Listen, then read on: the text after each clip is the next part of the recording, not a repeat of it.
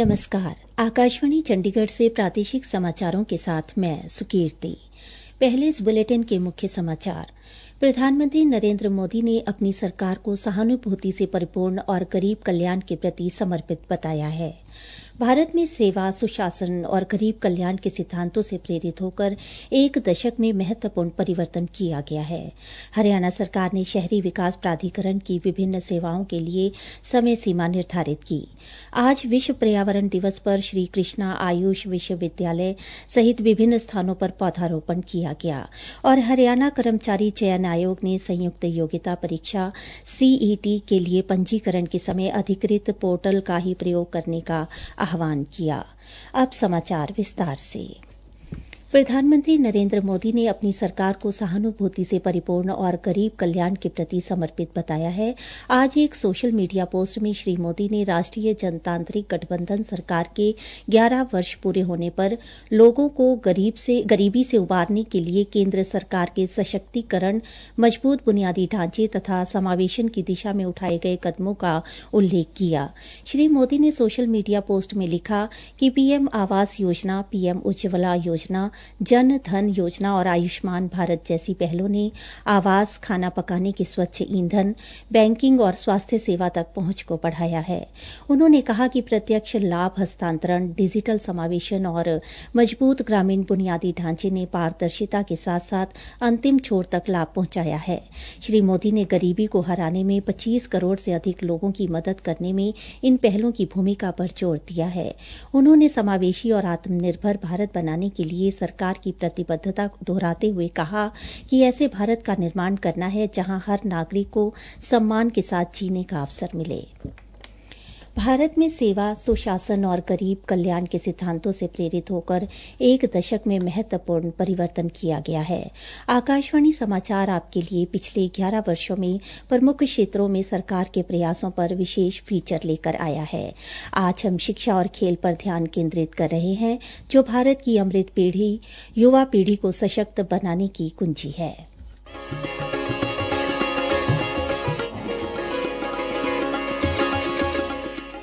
सरकार शिक्षा और खेल के माध्यम से युवाओं के भविष्य के सपनों की नींव रख रही है। शिक्षा के क्षेत्र में सरकार ने समग्र और समावेशी शिक्षा सुनिश्चित करने के लिए महत्वाकांक्षी रोड मैप तैयार किया है। राष्ट्रीय शिक्षा नीति 2020 के तहत सरकार का लक्ष्य है कि 2030 तक देश भर के स्कूलों में प्री स्कूल से माध्यमिक स्तर तक 100% और वर्ष 2035 तक उच्च शिक्षा में 50% नामांकन किए जाएं। वर्ष 2014 में देश के उच्च शिक्षण संस्थानों की संख्या 51,000 थी, जो अब बढ़कर 70,000 से अधिक हो गई है। इसमें IIT, IIM और एम्स जैसे शिक्षण संस्थान की संख्या अधिक है। PM श्री योजना के तहत देश भर में 14,500 स्कूलों का कायाकल्प किया जा रहा है। शिक्षा के साथ साथ खेल क्षेत्र भी सरकार की राष्ट्रीय प्राथमिकताओं में है। खेलो इंडिया अभियान के तहत देश भर में 1,000 से अधिक प्रशिक्षण केंद्र खोले गए हैं और 3,000 युवा खिलाड़ियों को सालाना 6 लाख रुपए से अधिक की मदद दी जा रही है। टारगेट ओलंपिक पोडियम योजना के तहत देश के शीर्ष खिलाड़ियों को विशेष प्रशिक्षण और संसाधन प्रदान किए जा रहे हैं। भारत ने पिछले 2 ओलंपिक में 13 पदक जीते हैं और पेरिस पैरालंपिक में रिकॉर्ड तोड़ 29 पदक अपने नाम किए हैं। भारत अपने युवाओं को पढ़ाई के साथ साथ उन्हें बड़े सपने देखना, तेज दौड़ना और कभी न रुकना भी सिखा रहा है। रईसुद्दीन रिहान, आकाशवाणी समाचार, दिल्ली। विकसित भारत का अमृतकाल, सेवा, सुशासन, गरीब कल्याण के 11 साल। हरियाणा सरकार ने हरियाणा शहरी विकास प्राधिकरण की विभिन्न सेवाओं को सेवा का अधिकार अधिनियम के दायरे में लाते हुए इनकी समय सीमा निर्धारित की है। साथ ही इन सेवाओं को समय पर देना सुनिश्चित करने के लिए पदनामित अधिकारी, प्रथम शिकायत निवारण प्राधिकारी तथा द्वितीय शिकायत निवारण प्राधिकारी भी अधिसूचित किए हैं। मुख्य सचिव अनुराग रस्तोगी द्वारा जारी की गई संशोधित अधिसूचना के अनुसार अब कब्जा प्रमाण पत्र 3 दिन के अंदर जारी किया जाएगा। स्थल सीमांकन के लिए 4 दिन और DPC प्रमाणन के लिए 5 दिन की समय सीमा निर्धारित की गई है। इन सेवाओं के लिए कनिष्ठ अभियंता को पदनामित अधिकारी नामित किया गया है, जबकि उपमंडल अभियंता, सर्वेक्षण को प्रथम शिकायत निवारण प्राधिकारी तथा संपदा अधिकारी को द्वितीय शिकायत निवारण प्राधिकारी बनाया गया है। इसी तरह जलापूर्ति, लाइन की मरम्मत, जलापूर्ति के दबाव, सीवर लाइन की खोलने, सीवरेज के मेन होल की मरम्मत तथा बर्म की सफाई के लिए 5 दिन की समय सीमा निर्धारित की गई है। सड़क के गड्ढों की मरम्मत के लिए 10 दिन, स्ट्रीट लाइट की मरम्मत के लिए 3 दिन तथा बागवानी और हरित पट्टी तथा सड़क किनारे पौधारोपण के लिए 7 दिन की समय सीमा तय की गई है। इन सेवाओं के लिए कनिष्ठ अभियंता को पदनामित अधिकारी नामित किया गया है, जबकि उपमंडल अभियंता को प्रथम शिकायत निवारण प्राधिकारी तथा कार्यकारी अभियंता को द्वितीय शिकायत निवारण प्राधिकारी बनाया गया है। प्रादेशिक समाचार आकाशवाणी चंडीगढ़ से प्रसारित किए जा रहे हैं। हमारे बुलेटिनों और ताज़ा समाचारों के लिए आप हमारी वेबसाइट newsonair.gov.in पर लॉगिन कर सकते हैं। ये समाचार हमारे YouTube चैनल और x handle Akashvani news Chandigarh पर भी उपलब्ध हैं। कुरुक्षेत्र में श्री कृष्णा आयुष विश्वविद्यालय की ओर से आज विश्व पर्यावरण दिवस के मौके पर पौधारोपण और स्वच्छता कार्यक्रम आयोजित किया गया। विश्वविद्यालय के कुलपति प्रोफेसर करतार सिंह धीमान की अगुवाई में उमरी मार्ग के किनारे छायादार पौधे लगाए गए। डॉक्टर करतार सिंह धीमान ने बताया, आज विश्व पर्यावरण दिवस पर हमने 40 पौधों का रोपण अपने कैंपस के बीच में से जो निकलने वाला उमरी रोड है उसके किनारे किया है। भारत सरकार की तरफ से अंतर्राष्ट्रीय योगा दिवस एक और के लिए हरित योग इवेंट दिया गया, उसमें भी एक लक्ष्य दिया गया कि आप उस दिन पौधारोपण करें। उसको भी ध्यान में रखते हुए डिस्ट्रिक्ट एडमिनिस्ट्रेशन और डिस्ट्रिक्ट आयुर्वेद ऑफिसर के जो कार्यालय है उन्होंने इस कार्यक्रम को इस कैंपस में आयोजित करवाया है। कुलपति ने बताया कि विश्व पर्यावरण दिवस के साथ हरित योग अभियान के तहत भी पौधारोपण को बढ़ावा दिया जा रहा है। प्रोफेसर धीमान ने बताया कि विश्वविद्यालय ने पहले ही प्लास्टिक मुक्त परिसर की मुहिम शुरू कर दी है। उन्होंने बताया कि विश्वविद्यालय के छात्रों, कर्मचारियों और शिक्षकों ने मिलकर प्लास्टिक कचरा एकत्र कर उसका निपटान भी किया है। कुलपति ने बताया कि 2 अक्टूबर तक परिसर को पूरी तरह प्लास्टिक मुक्त बनाने का लक्ष्य रखा गया है। अंबाला में भी आज भाजपा के प्रदेश अध्यक्ष मोहन लाल बड़ौली और राज्यसभा सांसद रेखा शर्मा ने कार्यकर्ताओं के साथ बैठक की और उसके बाद पर्यावरण संरक्षण का संदेश देते हुए पौधारोपण किया।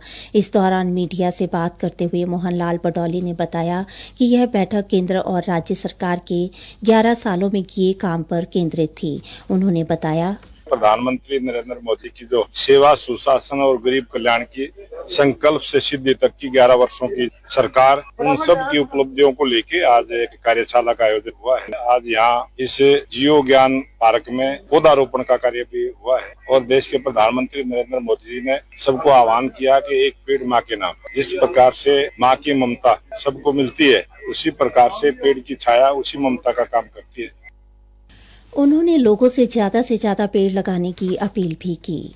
आज विश्व पर्यावरण दिवस के अवसर पर पलवल के आज गांव बहमीन में उपायुक्त डॉक्टर हरीश कुमार वशिष्ठ एक पेड़ मां के नाम अभियान द्वितीय का शुभारंभ पलवल के उपायुक्त डॉक्टर हरीश कुमार वशिष्ठ ने पौधारोपण कर किया। इस अवसर पर भारतीय राजस्व सेवा की अधिकारी पूनम राय, जिला वन अधिकारी नरेश रंगा भी मौजूद रहे। इस अवसर के दौरान जिला उपायुक्त डॉक्टर हरीश कुमार वशिष्ठ ने कहा कि केंद्र सरकार की ओर से पर्यावरण संरक्षण और संवर्धन को बढ़ावा देने के उद्देश्य से एक पेड़ मां के नाम अभियान द्वितीय शुरू किया गया है, जिसके अंतर्गत गांव बहीन में 5000 फलदार एवं छायादार पौधे लगाए जा रहे हैं। पौधों की उपलब्धता वन विभाग के नर्सरियों और विभागीय स्रोत से सुनिश्चित की जाएगी। विश्व पर्यावरण दिवस के अवसर पर हरियाणा विधानसभा अध्यक्ष हरविंदर कल्याण ने आज कैथल जिले के गांव मुंदड़ी में गुरु ब्रह्मानंद आश्रम में आयोजित एक धार्मिक कार्यक्रम में शिरकत की। इस अवसर पर उन्होंने अपने संबोधन में कहा कि गुरु ब्रह्मानंद जी ने हमेशा सही मार्ग पर चलने, पर्यावरण संरक्षण, बुराइयों से दूर रहने एवं नारी शक्तिकरण का संदेश दिया। हरियाणा कर्मचारी चयन आयोग के संज्ञान में आया है कि कुछ असामाजिक तत्वों द्वारा संयुक्त योग्यता परीक्षा CET 2025 one time registration portal की एक फर्जी वेबसाइट तैयार की गई है। आयोग के सदस्य भूपेंद्र चौहान ने बताया कि आयोग ने इसे अत्यंत गंभीरता से लेते हुए तुरंत FIR दर्ज करवाई है और साइबर अपराध में शामिल दोषियों के विरुद्ध सख्त कानूनी कार्रवाई की जा रही है। मुख्य समाचार फिर से। प्रधानमंत्री नरेंद्र मोदी ने अपनी सरकार को सहानुभूति से परिपूर्ण और गरीब कल्याण के प्रति समर्पित बताया है। भारत में सेवा, सुशासन और गरीब कल्याण के सिद्धांतों से प्रेरित होकर एक दशक में महत्वपूर्ण परिवर्तन किया गया है। हरियाणा सरकार ने शहरी विकास प्राधिकरण की विभिन्न सेवाओं के लिए समय सीमा निर्धारित की। आज विश्व पर्यावरण दिवस पर श्री कृष्णा आयुष विश्वविद्यालय सहित विभिन्न स्थानों पर पौधारोपण किया गया और हरियाणा कर्मचारी चयन आयोग ने संयुक्त योग्यता परीक्षा CET के लिए पंजीकरण के समय अधिकृत पोर्टल का ही प्रयोग करने का आह्वान किया। प्रादेशिक समाचार समाप्त हुए।